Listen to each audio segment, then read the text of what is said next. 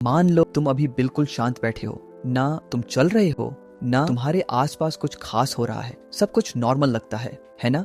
लेकिन अगर मैं कहूं कि इसी वक्त बिना हिले तुम इतनी तेज स्पीड से स्पेस में भाग रहे हो कि अगर ये मूवमेंट सिर्फ 1 सेकंड के लिए भी रुक जाए तो शायद तुम सरवाइव ही ना कर पाओ। और सबसे अजीब बात, तुम एक डायरेक्शन में नहीं बल्कि एक साथ कई अलग अलग डायरेक्शंस में अलग अलग स्पीड से चल रहे हो। लेकिन सवाल ये है, तुम एक्चुअली कितनी स्पीड से चल रहे हो? और हमें ये महसूस क्यों नहीं होता? जिस जमीन पर तुम बैठे हो वही जमीन यानी अर्थ अपनी धुरी पर लगभग 1670 किलोमीटर प्रति घंटे की स्पीड से घूम रही है और साथ ही सूरज के चारों ओर लगभग 1,07,000 किलोमीटर प्रति घंटे की स्पीड से दौड़ भी रही है। और फिर भी हमें कुछ महसूस क्यों नहीं होता?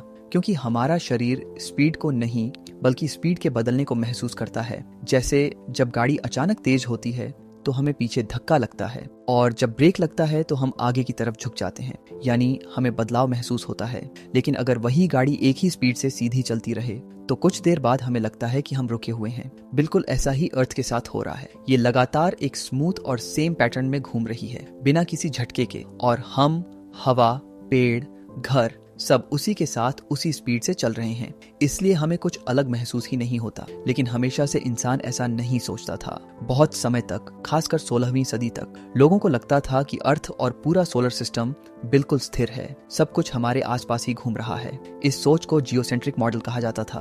फिर एक वैज्ञानिक आए, निकोलस कोपर्निकस, जिन्होंने बताया कि असल में अर्थ ब्रह्मांड का केंद्र नहीं है बल्कि अर्थ खुद सूरज के चारों ओर घूमती है, यानी हम स्थिर नहीं हैं। और बाद में गैलीलियो गैलीली ने टेलीस्कोप से ऑब्जर्वेशंस करके इसे मजबूत सबूतों के साथ साबित किया। जैसे उन्होंने देखा कि दूसरे प्लैनेट्स भी सन के चारों ओर घूम रहे हैं और यहीं से हमारी सोच बदल गई। हमें समझ आया कि कुछ भी स्थिर नहीं है, सब कुछ किसी न किसी का चक्कर लगा रहा है। और ये मूवमेंट सिर्फ अर्थ तक ही सीमित नहीं है, क्योंकि जिस सूरज के चारों ओर अर्थ घूम रही है वो सूरज खुद भी मिल्की वे गैलेक्सी के सेंटर के चारों ओर लगभग 8,28,000 किलोमीटर प्रति घंटे की स्पीड से घूम रहा है। और हमारी पूरी गैलेक्सी भी लगभग 20 लाख किलोमीटर प्रति घंटे की स्पीड से स्पेस में आगे बढ़ रही है। यानी सच ये है कि हम हर पल कई अलग अलग लेवल्स पर स्पेस में ट्रैवल कर रहे हैं। लेकिन ये मूवमेंट अचानक बदलती नहीं, इसलिए हमारा दिमाग इसे महसूस ही नहीं कर पाता।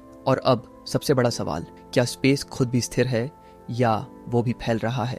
और अब सबसे बड़ा सवाल, क्या स्पेस खुद भी स्थिर है या वो भी फैल रहा है? अगर हम और दूर तक देखें तो हमें पता चलता है कि गैलेक्सीज एक दूसरे से दूर जा रही हैं, यानी ये पूरा यूनिवर्स धीरे धीरे फैल रहा है। लेकिन अब यहाँ एक और सवाल आता है, अगर सब कुछ चल रहा है तो आखिर रेफरेंस पॉइंट क्या है? यानी हम किसके मुकाबले कह सकते हैं कि हम चल रहे हैं या रुके हुए हैं? इसे आसान तरीके से समझो। मान लो तुम एक चलती हुई ट्रेन के अंदर बैठे हो। ट्रेन एकदम स्मूथ चल रही है, तुम्हारे पास बैठा इंसान, सीट, बोतल सब तुम्हें बिल्कुल स्थिर दिखेंगे। तुम्हें लगेगा कि सब कुछ रुका हुआ है। लेकिन जैसे ही तुम खिड़की से बाहर देखोगे, पेड़, खंभे, जमीन तेजी से पीछे जाते दिखेंगे। तभी तुम्हें पता चलता है कि तुम चल रहे हो। यानी मोशन हमेशा किसी और चीज के मुकाबले समझ आता है। अगर आसपास सब कुछ तुम्हारे साथ ही चल रहा है तो तुम्हें लगेगा कि तुम रुके हुए हो। बिल्कुल यही हमारे साथ हो रहा है। अर्थ, हवा, पेड़, घर, हम खुद सब एक ही स्पीड से साथ में चल रहे हैं। इसलिए हमें लगता है कि हम स्थिर हैं, लेकिन असल में हम लगातार स्पेस में आगे बढ़ रहे हैं। और शायद यही इस यूनिवर्स की असली सच्चाई है कि यहाँ कुछ भी पूरी तरह रुका हुआ नहीं है। लेकिन अब सबसे बड़ा सवाल, अगर हर चीज किसी न किसी के चारों ओर घूमती है और हर घूमने के पीछे ग्रेविटी होती है, तो आखिर हमारी गैलेक्सी और उससे भी बड़े स्ट्रक्चर्स किसकी ग्रेविटी के कारण चल रहे हैं? क्या कहीं कोई आखिरी सबसे बड़ा सेंटर है? सच ये है कि यहाँ आकर चीजें थोड़ी अलग हो जाती हैं। और सूरज के चारों ओर घूमती है क्योंकि सूरज की ग्रेविटी ज्यादा है। सूरज गैलेक्सी के सेंटर के चारों ओर घूमता है क्योंकि वहाँ एक बहुत भारी रीजन है। लेकिन जब हम गैलेक्सी से भी बड़े स्केल पर जाते हैं तो वहाँ कोई एक सिंगल ऑब्जेक्ट नहीं है जिसकी ग्रेविटी सबको घुमा रही हो, बल्कि वहाँ बहुत बड़े बड़े मास वाले रीजन्स होते हैं जहाँ गैलेक्सीज के पूरे पूरे ग्रुप्स एक दूसरे की कंबाइंड ग्रेविटी से खींचते हैं। जैसे हमारी मिल्की वे और आसपास की गैलेक्सीज एक रीजन की तरफ खींच रही हैं, जिसे ग्रेट अट्रैक्टर कहा जाता है। लेकिन ये भी कोई आखिरी सेंटर नहीं है, ये खुद भी और बड़े कॉस्मिक स्ट्रक्चर्स का हिस्सा है। असल में बड़े स्केल पर यूनिवर्स किसी एक चीज के चारों ओर घूम नहीं रहा, बल्कि हर जगह मैटर फैला हुआ है और उसी फैले हुए मैटर की ग्रेविटी हर चीज को अलग अलग डायरेक्शंस में खींच रही है।